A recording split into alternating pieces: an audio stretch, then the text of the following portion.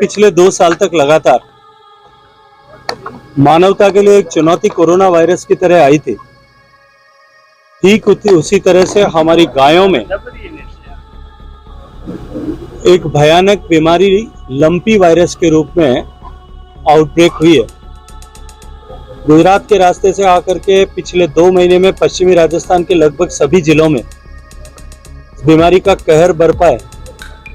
हजारों की संख्या में गायें काल कबलित हुई है और अगर पूरे राजस्थान का, पश्चिमी राजस्थान का, और ये निरंतर आंकड़ा बढ़ता जा रहा है।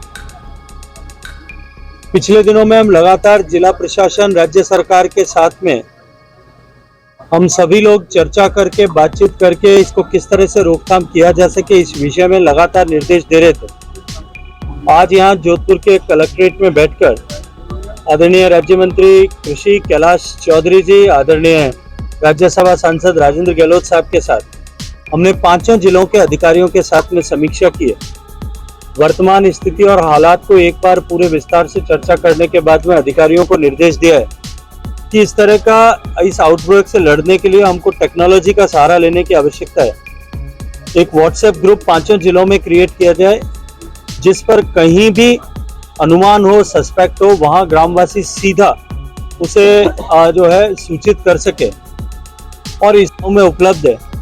माननीय प्रधानमंत्री जी के नेतृत्व में देश के हर घर तक लगभग मोबाइल पहुंचा है, तो एक वीडियो कॉल के माध्यम से जो है गांव के जनप्रतिनिधि उस पशु का एक बार डॉक्टर को बीच के साथ में बात करके निरीक्षण कर सकें और तुरंत उसके ऊपर इनिशिएटिव ले सकें। तो एक टीम भावना के साथ में इस पर काम करें, ये बीमारी और न फैले, स्ट्रे एनिमल्स में और न फैले, इन सब के बारे में निर्देश अभी दिए गए। सर, जो गायों की मौत का आंकड़ा है उसमें सरकारी आंकड़े और जो मीडिया रिपोर्ट्स और जो सोर्सेज के जो आंकड़े, बहुत बड़ा फर्क आ रहा है। देखिए, निश्चित रूप से फर्क है और सरकारी आंकड़े अभी तक बहुत फौरी तौर पर है। मैंने समीक्षा की है और समीक्षा में ये विषय संज्ञान में आया है कि अब तक लगभग 20% एनिमल्स का ही सर्वे हो पाए।